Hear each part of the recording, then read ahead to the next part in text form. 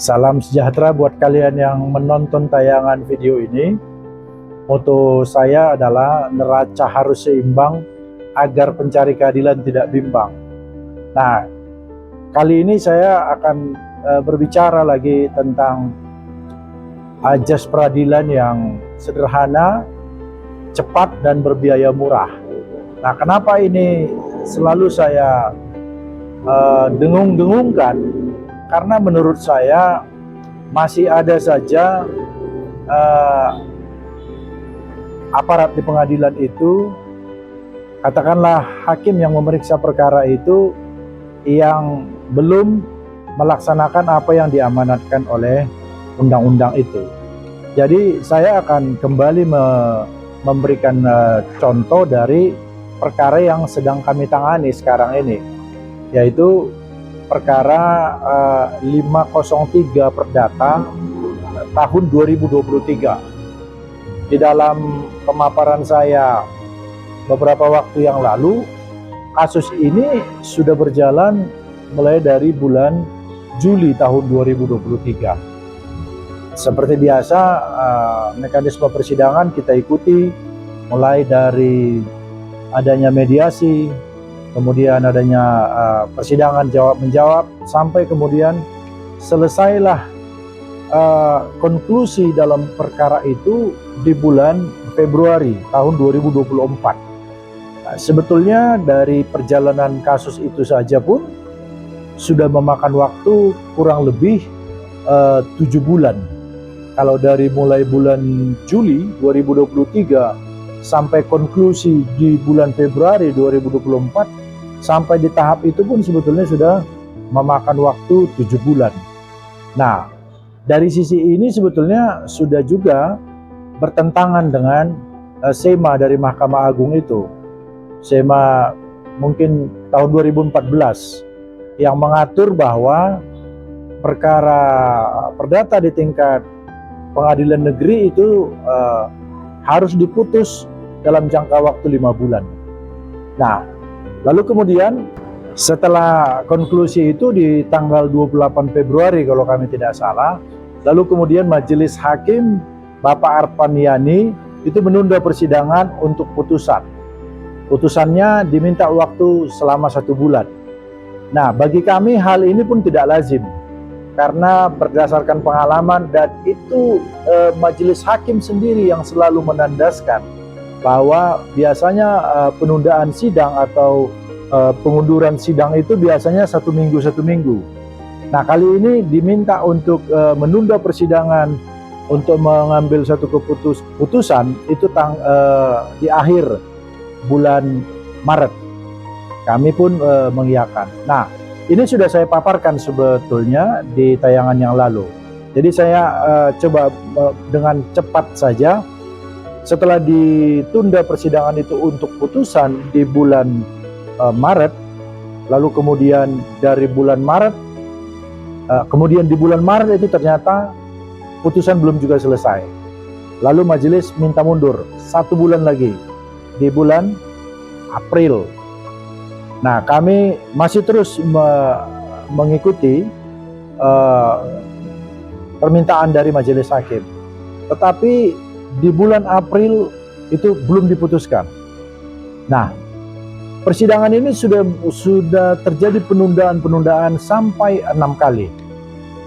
Nah, tanggal-tanggalnya sudah kami laporkan juga kepada Ketua Pengadilan Negeri. Lalu yang terakhir, tanggal yang diminta oleh Majelis Hakim adalah tanggal 1 Agustus, yaitu kira-kira 3 hari yang lalu. Minta untuk bersabar menunggu putusan tanggal 1 Agustus. Tetapi lagi-lagi kami harus kecewa, karena tanggal 1 Agustus kemarin kami tanyakan kepada panitera pengganti apakah perkara 503 itu sudah diputus atau belum. Dijawab oleh panitera pengganti, yaitu Saudara Febriandi, bahwa perkara itu belum diputus. Nah, kami kembali tentang bagaimana kegelisahan kami, dan kemudian itu kami sampaikan lewat surat.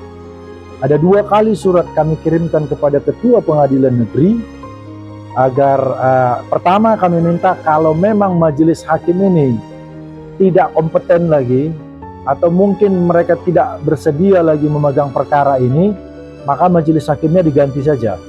Karena memang di dalam hukum acara perdata itu dibolehkan.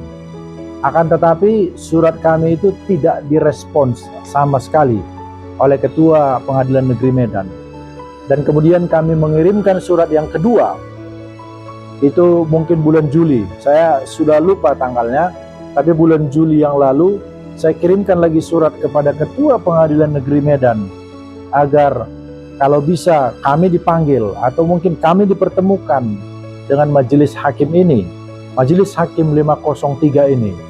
Kira-kira apa yang menjadi alasan atau kira-kira apa yang menjadi penyebab sehingga putusan perkara 503 ini bisa tertunda sampai 6 kali, bahkan sekarang ini sudah tertunda sampai 7 kali. Lagi-lagi surat kami tidak direspon oleh Ketua Pengadilan Negeri Medan. Nah, kami pernah kirimkan surat kepada Ketua Pengadilan Tinggi Medan. Ketika itu Ketua Pengadilan Tinggi Medan merespons surat kami dengan memberikan tembusan. Isinya di dalam surat Ketua Pengadilan Tinggi itu kira-kira mempertanyakan kepada Pengadilan Negeri Medan perihal adanya keberatan kami atas penundaan putusan. Tapi kami tidak tahu perkembangannya apa, karena dari surat Ketua Pengadilan Tinggi itu pun kami tidak dipanggil dan kami tidak ada lagi perkembangan.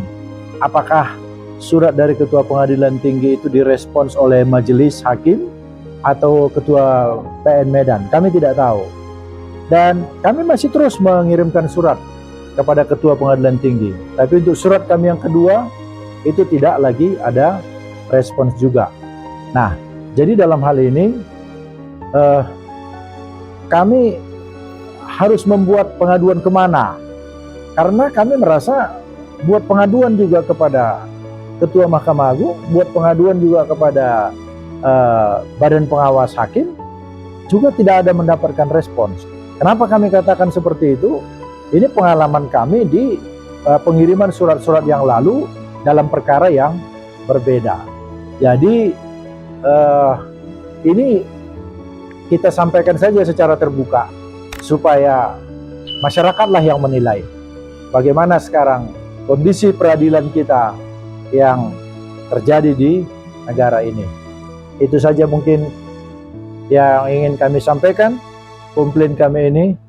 Semoga masyarakat Indonesia bisa tercerahkan, bisa memahami kondisi kita sekarang.